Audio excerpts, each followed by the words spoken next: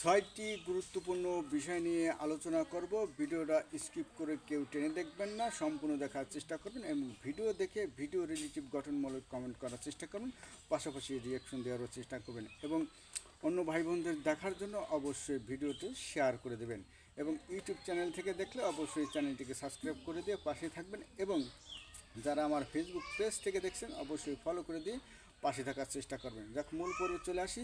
ছয়টি বিষয় নিয়ে আমি আলোচনা করব। অবশ্যই ভিডিওটা একটু লং হতে চলেছে এবং ইনফরমেটিভ। অবশ্যই ভিডিওটা মনোযোগ সহকারে শুনে যদি জেনে বুঝে কাজের কারণ অবশ্যই আপনারা যারা নতুন কন্টেন্ট ক্রিয়েটর ভাই বোন আছেন অবশ্যই উপকৃত হবেন।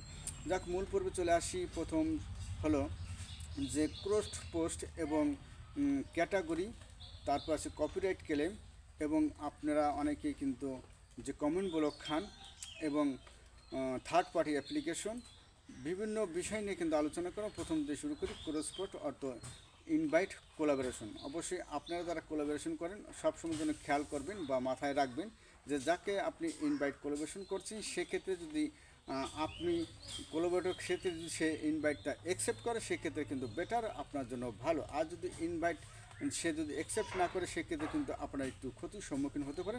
অবশ্যই এমন ব্যক্তিকে আপনি ইনভাইট করবেন কোলাবোরেট যাতে সে অ্যাকসেপ্ট করে।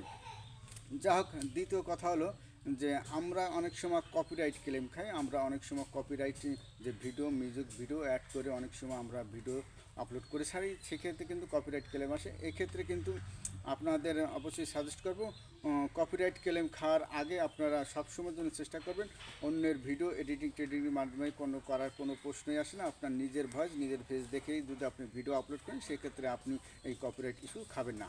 এবং ক্যাটাগরি সবচেয়ে মূল বিষয়, আপনি যখন একটা শার্ট গায়ে দিলেন, শার্টের বোতাম যদি সুন্দর আকর্ষণীয় না হয়, কলার যদি ভালো না হয়, টি শার্ট হোক অন্য শার্ট হোক, যে কোনো একটা লুক যদি আপনার ভালো না হয়, এবং এটাই বলছি যে এই ফ্রেম দেখতে পাচ্ছেন মানুষের একটা যে ফ্রেম বা বডি যাই বলি না কেন, এই ফ্রেমটা যদি এবড়ো থেবড়ো বা বাঁকা তেরা বা অঙ্গহানি বা চোখ বাঁকা যা হোক একটা বিষয় যদি এইটা যদি ভালো না দেখায় সেক্ষেত্রে কিন্তু আপনারা অনেকেই কিন্তু ভিডিওগুলো দেখবেন না, মনোযোগ সহকারে শুনবেনও না।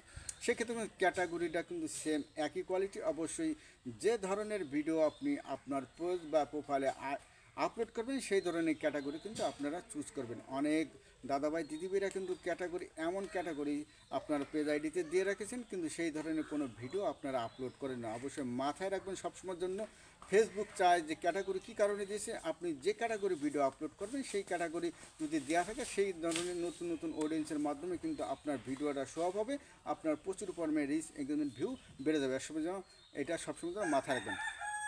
এবং অনেক কন্টেন্ট ক্রিয়েটর ভাই বোনরা আছেন তারা কিন্তু লং ভিডিও দেখতে অভ্যস্ত না। অবশ্যই কন্টেন্ট মনিটাইজ নিয়ে আমি আলোচনা করি। কন্টেন্ট মনিটাইজ পেতে চাইলে কিন্তু অবশ্যই আপনাদের লেখা এবং ছবি, রিল ভিডিও, লং ভিডিও, পাশাপাশি লাইভ কিন্তু আপনাদের করতে হবে যদি আপনারা কন্টেন্ট মনিটাইজ পেতে চান।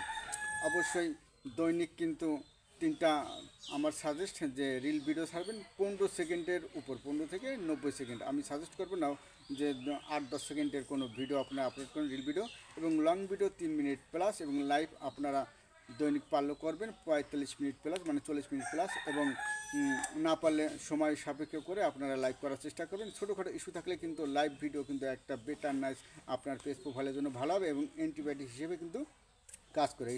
এই কথাটা সবসময় যেন মাথায় রাখবেন। এবং ভিডিও কোয়ালিটি যদি দেখতে পাচ্ছেন, আমার ভিডিওর যে ব্যাকগ্রাউন্ড কোয়ালিটি খুবই সুন্দর এবং এইচডি কোয়ালিটির ভিডিও আপলোড করার চেষ্টা করবেন। এবং ভিডিওর মাধ্যমে কিছু ইনফরমেটিভ তথ্য দিয়ে যদি ভিডিও, শিক্ষামূলক ভিডিও যদি আপনার আপলোড করেন, বা বর্তমানে এন্টারটেনমেন্ট বা ফানি জাতীয় ভিডিও কিন্তু ভাইরাল হচ্ছে, অবশ্যই সব টোটাল বিষয়বস্তু যদি আপনি এক করে অ্যানালাইজ করে যদি আপনার পেজ আইডিতে ভিডিও আপলোড করতে পারেন, ধীরে ধীরে কিন্তু আপনি সাকসেসের দৌড়গোড়ায় পৌঁছে দিতে পারেন। ভিডিওটা অনেক লং হয়ে যাচ্ছে, যাক আর বিশেষ কিছু বলবো না। অবশ্যই কথাগুলো যদি শুনে যদি কাজে লাগান অবশ্যই ধীরে ধীরে সাকসেস হতে পারেন। ধন্যবাদ সবাইকে। আসসালামু আলাইকুম রহমতুল্লাহ বারকাতুহু। সবার সুস্থতা কামনা করে কিন্তু শেষ করছি। বাংলাদেশের খুলনা জেলা থেকে ইমতিয়াজ আহমেদ। আসসালামু আলাইকুম।